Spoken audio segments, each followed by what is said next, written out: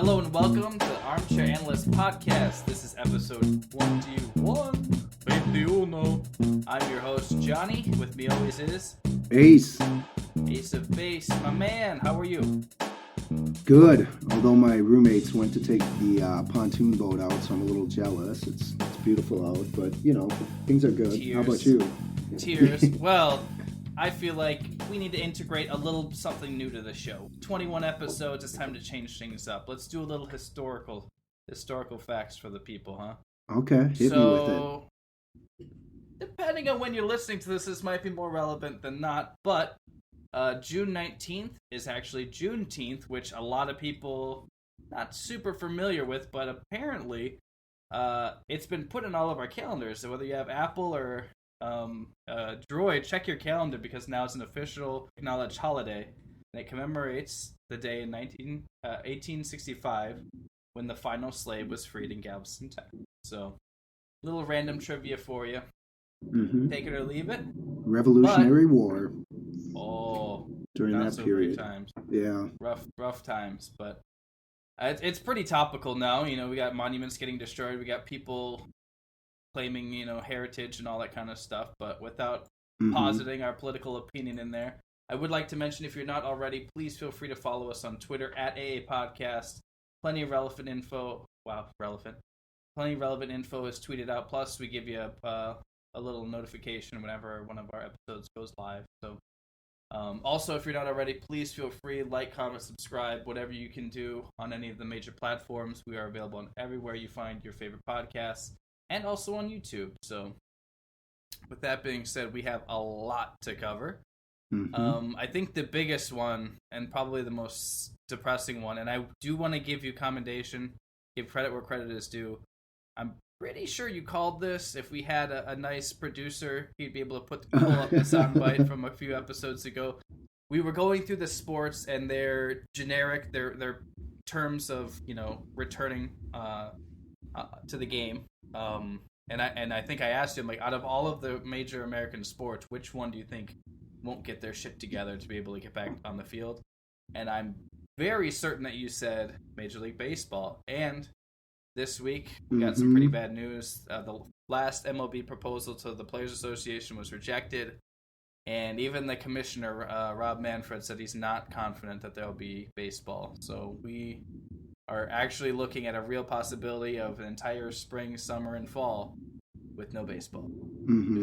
It's sad, especially because the Players Association isn't even going to counter at this point. I'm sure they're talking behind the scenes. Literally just giving up. So that's not a good sign when you're negotiating. But I think there's talks behind the scenes, clearly, which, to be honest, if you go all the way back... hope, right? Yes, that's how it should have started to begin with. The owners leaked this stuff, and now you're finding out that Manfred is basically siding with them because that last statement he said where he's not confident, prior to that, he mentioned that the owners are all in, right? So what happens the next day? But you have Mike Trout, Bryce Harper, Garrett Cole, all of them put on Twitter this same exact message. Tell us when and where. It's ridiculous what Manfred is doing. He's siding with the owners when, really, as the commissioner, he has the power to start this game up whenever. They gave him that clause in the last agreement, I guess. And it's frustrating, especially as a fan, because they're definitely going to lose a lot of share that, not surprisingly, I almost said that, but they're going to lose a lot of share of fan interest moving forward, and they're already on the decline in terms of viewership, fan attendance, all of that. So this is dreadful.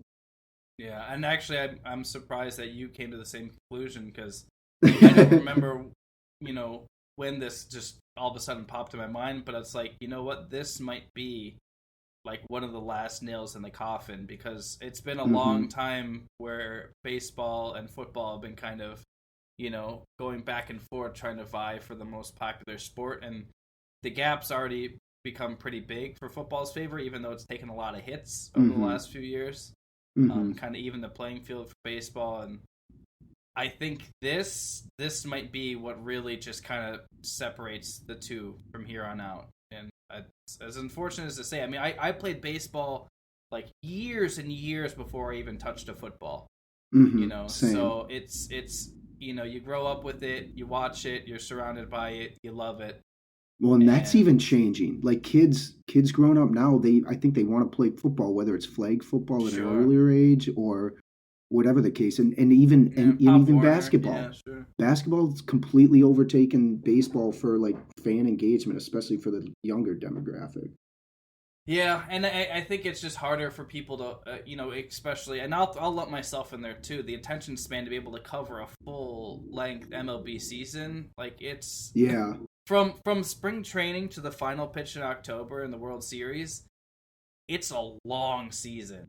Like it's yeah. a really really long season, and I just don't think that as much as it was such a big part, an integral part of me as a child growing up, and a bunch of children long before and long after me. hmm I feel like this is kind of the winds of change coming in and saying, you know what, if these greedy guys can't even get together and work something out, Yeah. then maybe we need to look elsewhere for baseball fulfillment, because there's plenty of other countries that are not having these issues. Yeah. Well, and I don't know So if we'd look elsewhere. I think we'd look elsewhere and perhaps to a different sport.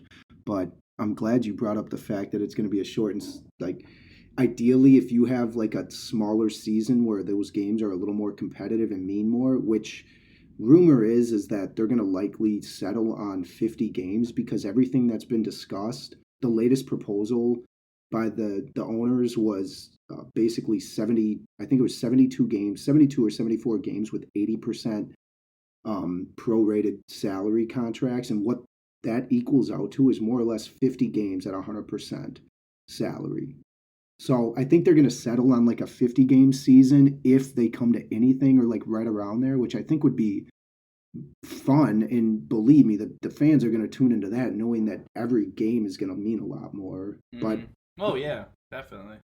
Well, and I think the converse of the argument that we just proposed about how if this season doesn't happen, it's just gonna maybe put MLB in the grave. But I also think that not having, because this right when the lockdown first started, that's, I think, what was it, week 2 was like the opening day week for most major oh most yeah, major league teams, and I know we talked about it then, but even now, like, it's still baseball season. I still feel yep. the need to go tailgating and watch a game at Miller Park. I still feel the need to get a way overpriced beer and hot dog, and do Would the you go chants, the sleeveless? 7th inning stretch, all of that stuff. Like I yearn for it, and the fact that these guys cannot even see eye to eye when we're over a third through the season. Like Yeah. it physically hurts me, and I don't know if there's a lot of other people that feel the same, but it just kind of hurts to think that that's probably What might be done. I what don't can you know. say? I had a little bit of intuition, I guess, when I said that they wouldn't be the team to play. Oh, But there's the pat on the back. There it is. We get it, Ace. We get it. Great job. all my sources, right?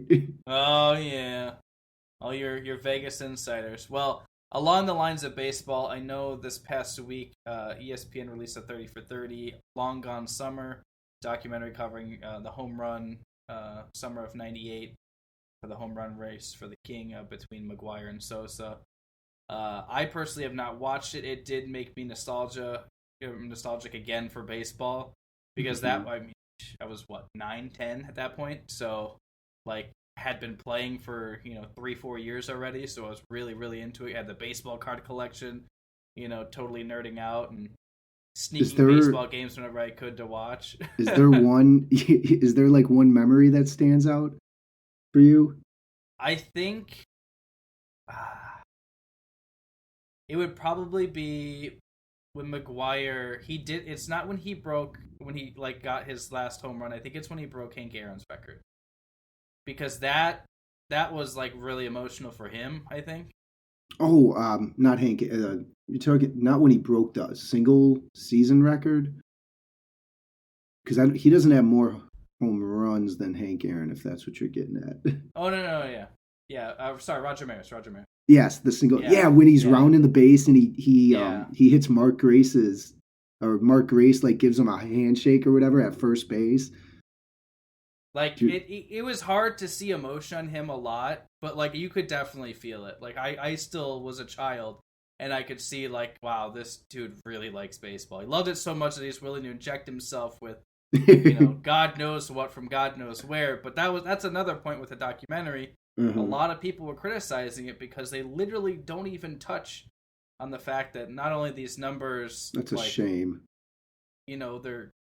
I guess they're records, but like they really shouldn't be because of all the allegations of steroids involved, and this is what really kind of pushed. It's like, oh, everyone sat in awe for a little bit, and then after a while they're like, wait a minute, how did this happen? The sad thing is it was prevalent across the league at that time. Oh sure, but this is like raising like a huge flag to advertise it. Yeah. Like, hey, look what we can do. Yeah. I guess I'm surprised that they didn't, especially being that it is a documentary. I mean, I'm surprised they didn't really mention that at all, or not really equate that in the same degree, because these guys aren't getting into the Hall of Fame. So, like, yeah, people are going to remember that season. Matter? Yeah, they're going to remember. If anything, they're probably like, we don't want to drag baseball through the mud even more than what's going on with them now, maybe? I don't know. Yeah. I don't know. I'm sure that if I took the time to watch it, it would probably perturb me a little bit, but I don't know. I feel like people are just nostalgic for sports and baseball, and I think that kind of fulfills that, especially for the 30 plus crowd, us old folk.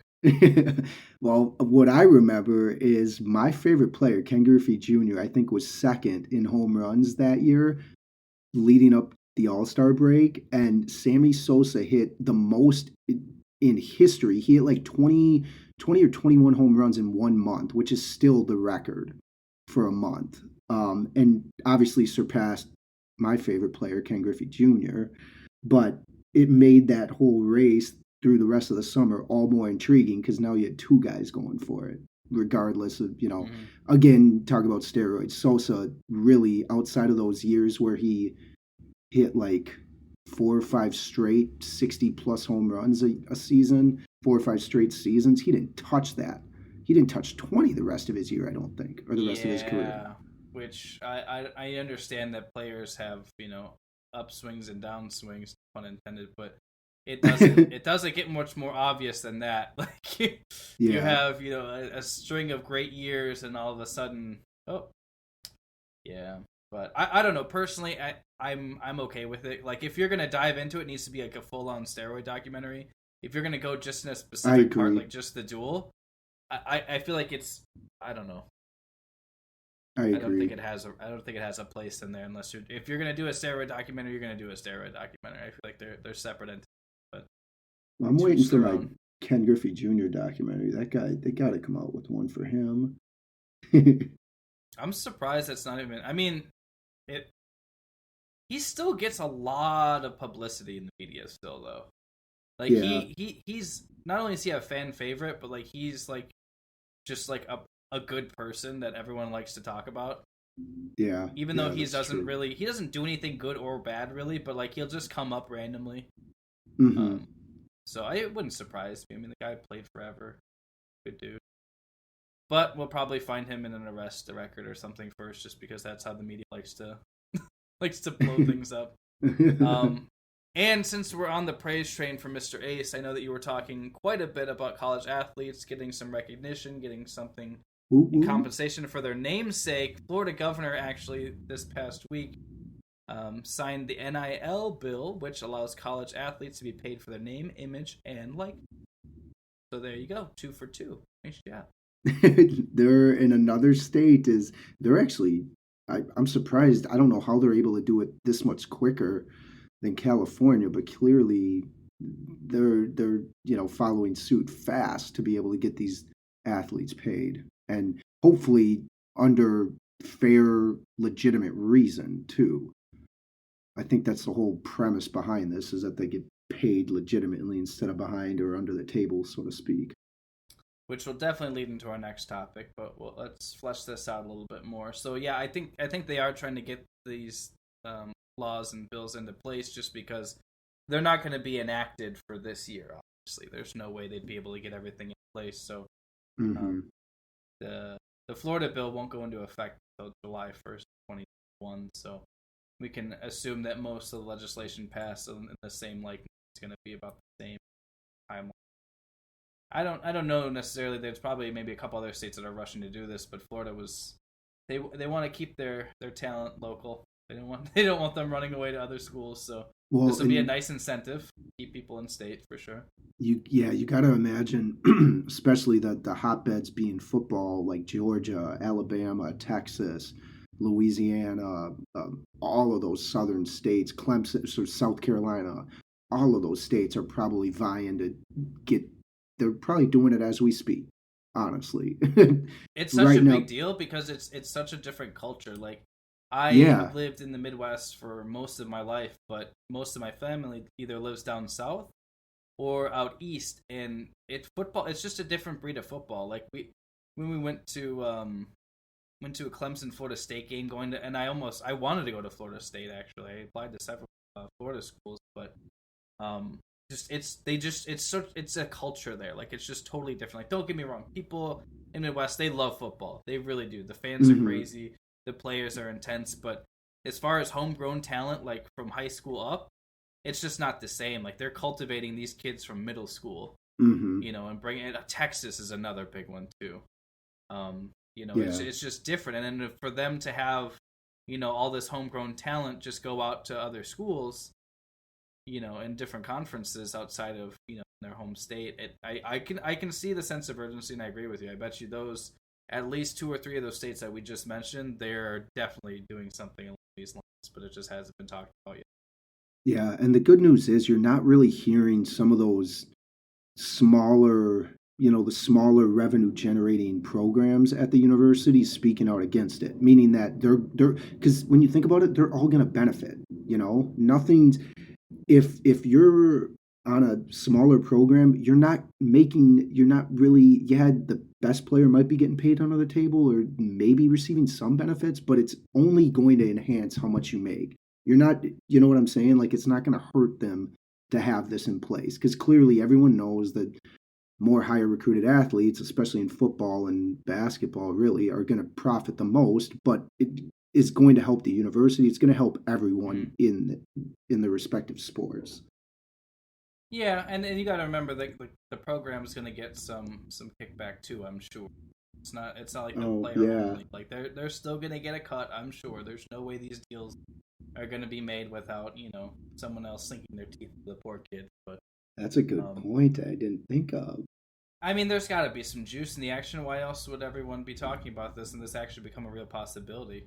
Yeah. Unless maybe the break from the NCAA is more real than we're imagining. I mean, there's a lot of ways we could go about handling this, but I think Hmm. you're right, and this all goes back to your original point that this is to avoid having issues of players having thousands of dollars under the table.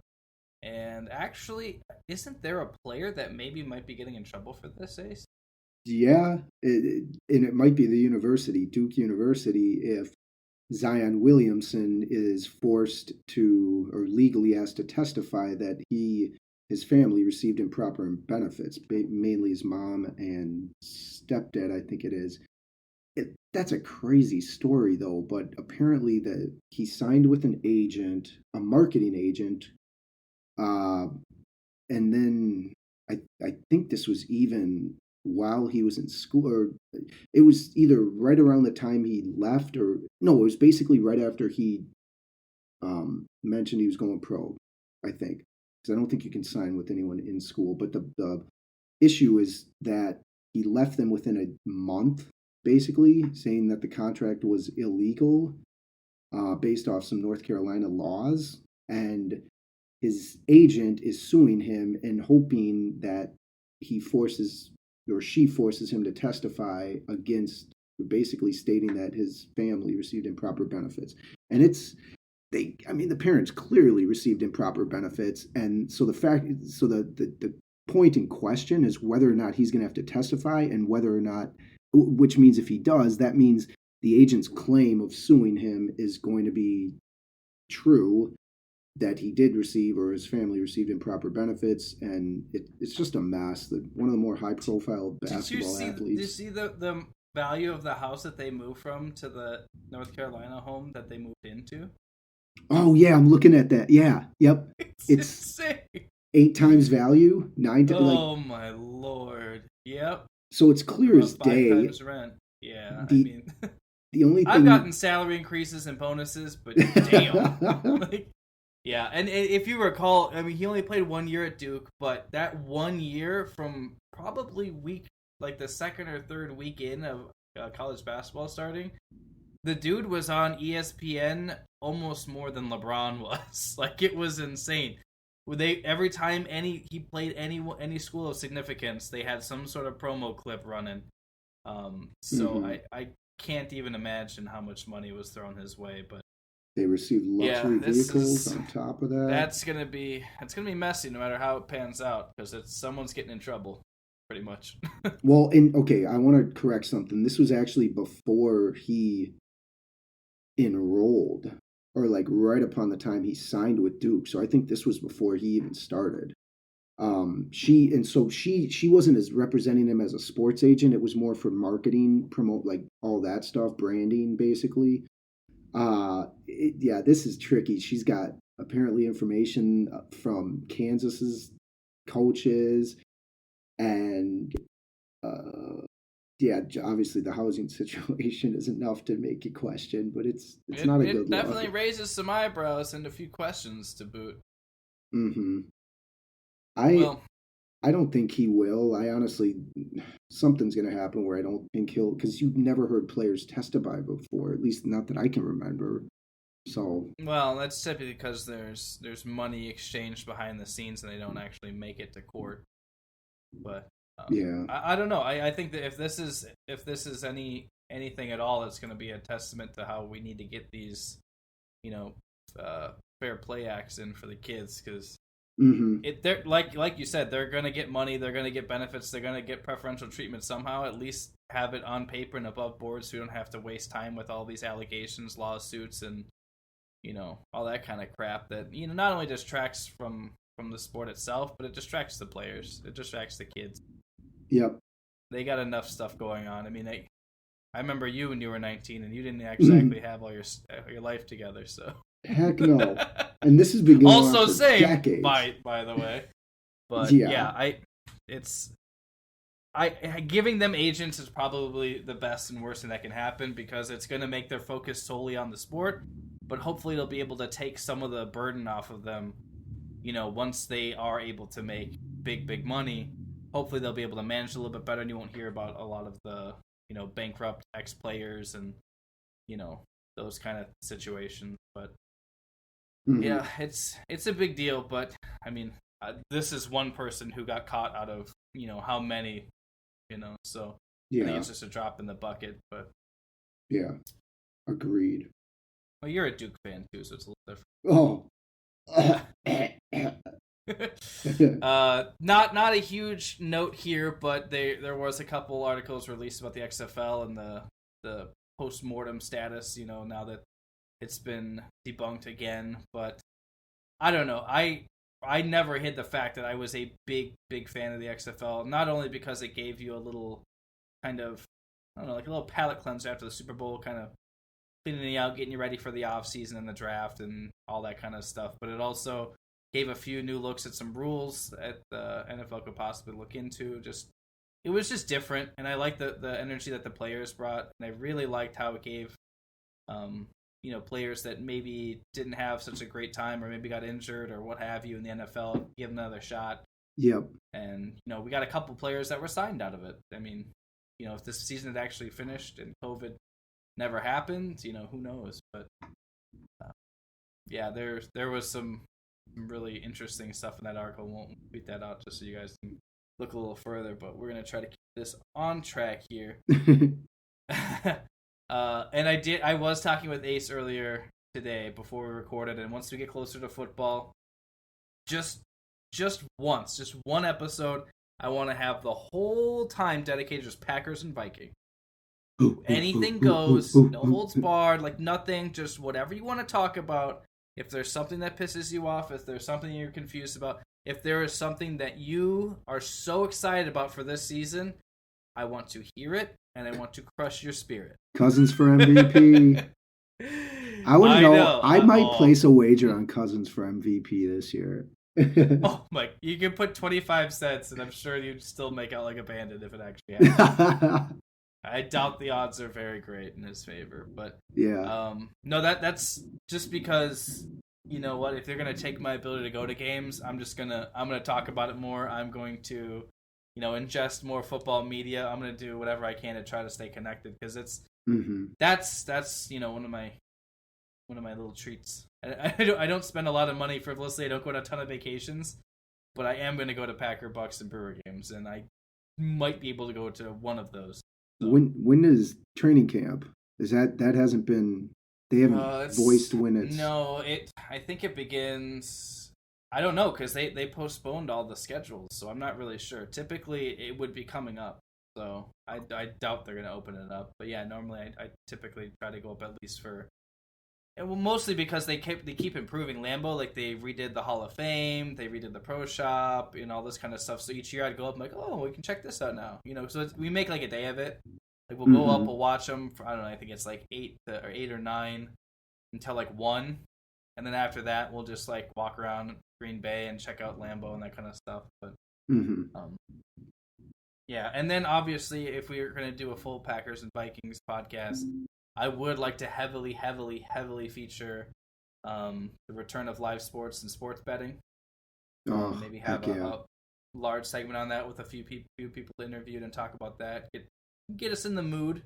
Definitely. I mean, it's one thing to watch sports, but if there's no money on the line, it's a little hollow. Victories aren't quite as cool, but we could even I think doing it a couple weeks before the season, as long as everything's on schedule, might work. But yeah. I mean, it's hard to posit these kind of ideas when, we had so much hope about a month ago that everything would be okay and everything would be on time and on track, but there's just so many logistical reasons why that's not really a feasible train of thought. So I know that the NBA is having a hell of a time just making sure everyone can cooperate and follow the rules, and how they're gonna have to wash the ball in between whistles. Like, there's a lot of weird things that as fans you just don't think about. So by the time it comes to NFL season, yeah, a couple weeks out, 3-4 weeks out, sure. I would love to do that. We'll get a nice a betting show on, and if that's not your thing, well, don't download it that weekend. That'd be all right. But I think most of our viewers would not only be interested, but I think they could actually benefit from it. For sure. We could even put a fantasy angle on it too at that point. Oh yeah, that's gambling too. It's just more of a long-term investment. I mean, that's it's definitely still gambling, and it has the same satisfaction and goals as gambling. So it might not be technically classified as that, but yeah, I mean, we could spend a whole episode. We could break up like DraftKings, regular fantasy leagues, game by game betting, prop betting. Like, there's a lot of things to cover, and maybe turn some people who might not have thought that, I can't do this. Like, you don't have to bet a lot. It's just I don't know. No, we're getting ahead of ourselves. All right, so that's a preview of what we'd like to do once the season comes closer, but obviously that's kind of a ways away, unfortunately. But I got to give Ace time to prepare for the verbal beatdown he will get because he's a Vikings fan. So I'll give him a head start in June. This is going to be a fun year. This will be a fun year. Skull! All right, now let's wrap everything up. We have the greatest segment of the show, and Ace actually has a really cool list for his quick six this week. So hit us up. Yeah, so since it's fanless at every stadium, TBD until further notice, I thought, why not think of the smartest ideas to engage with fans that are watching it, more than likely either at your house, at a bar, wherever, on a beach somewhere, who knows. So in honor of that, there's six ideas for good ideas to be able to watch wherever you are. First one, supplementary broadcast, and I think this could be done with drones or even setting up 360 field of view cameras, or even I think there's a handful of 360 cameras, but for sure 120 and 180 degree cameras. Set those up on fields, in arenas, wherever the games are played, and broadcast that on a different channel. This is a good, or even streaming for that matter, which I'll get to in a second. I think that could be separated a little bit, but I think having a supplementary broadcast with different, a different crew there, different angles, all of that could really bring some unique perspective. And kind of in the same vein, I think having players mic'd up more frequently, or even every game have one or two guys for each team mic'd up, could really benefit, especially without fans. You're going to get to hear a lot anyways without mics, but I think especially in the NBA, being so close to each other and on the court, this could only enhance not fans, but the entertainment of the game that you're watching, so you're drawn in longer. And the third, in-game interviews. We saw this as a huge success with the XFL. Yeah, buddy. Yeah, because literally, like you pointed out earlier, they'd be guy throws an interception or makes an incredible catch or a great defensive play, and they're literally running off the field, and within seconds they were a reporter over there. That's you're going to get some unique sound bites, I think, when they're in the moment more. Yeah, and that's really all that I want, because how often in any sport and any stage you always get the same, pre-approved, PR friendly, we just gotta tighten up. They're a really good team. We played our hearts out. You get the same BS every time. I want some transparent, candid responses. Yep. Like if the player's frustrated, have them, get upset like Richard Sherman, like he's screaming at Crabtree. If you're gonna, maybe not to that extent, but I want to see a little bit of color. I want to see a little bit of, the energy and the passion that goes into the game. It's hard for players to express themselves when they're not on Twitter and Instagram. Exactly. It wouldn't be horrible if, maybe you gotta bleep out an expletive here and there. Aaron has to do that for me every once in a while too. As we go on, I feel like if you're gonna have people only observing through their televisions or a stream, they're gonna need to get something that connects them more. If you can't go to a game, you can't enjoy the atmosphere, you're gonna need something else. And I think that's what this list is doing a good job of covering too. Yeah, and you make a great point. They're already able to voice their opinions on social media. So dating back, you asked which player it was. Josh Allen had those comments in high school. The racist comments, actually, I think was the player that was in the draft not too long ago. That got, but that's probably a bad example. But point is, people are already expressing their opinions on social media. What the heck is the difference? Especially with all that's going on right now, I think it would only add to fan engagement across the spectrum. Well, that was like a really old tweet. Like, I don't even think the kid had pubes at that point. Like, it was they had to dig for it. It wasn't like, after the game frustration. This kid was just being stupid. So yeah. But yeah, I agree. If they're already releasing all of their thoughts and views on social media, give them a mic. The worst thing that can happen is you have to bleep out something, or maybe you get an amazing soundbite, like you said. Mm-hmm. Number 4, game day experience is through social media. So how when you're at a game, you have basically on-field races or categories or tic-tac-toe or find a pair and match them up, trivia, anything. Do this through the social media channels and still hand out gift cards, money, t-shirts, team swag, whatever you want, but still kind of make it feel like it's that sort of atmosphere. And obviously I know you're going to be at the house, but at least if you're with friends or you're with family, it's a good way to kind of be all inclusive while you're watching. Let me be blunt, Ace. A free t-shirt is a free t-shirt is a free t-shirt is a free t-shirt. Yeah. There is nothing that gets people more excited in a small or large arena than free clothing. I don't know why, especially because a lot of the shirts they shoot out are like XLs and there's little girls catching them. Mm-hmm. I don't know why, but a free shirt or like the coupons that, go around. It's free stuff, yes. Free stuff, man. We're still Americans. We're still cheap as hell. Agreed. which actually, speaking of greedy, or going back to greedy, number 5, make the games accessible on more or less any format, whether that's Twitch, YouTube, anywhere, more or less. Amazon Prime. With. And then you could use that, the bottom of the screen or wherever within the screen space, as ad revenue. Kind of like what YouTube already does, or some of those platforms, Vimeo, whatever, already do. Online streaming, you've got to make the game more accessible if no fans are going to be in the stands. I think that's huge. Number 6, the last one. Oh, I guess I kind of already talked about that, but it's promos on screen, giveaways that account for more revenue coming, or not so much revenue, but they're deductions to the team. So do promos on the screen like you would in game, whether that's the 50-50 raffle where you text out or email or provide phone number information. But I think having promos is a good way to get people engaged in products that are useful for the demographics, more or less. So that's what I got.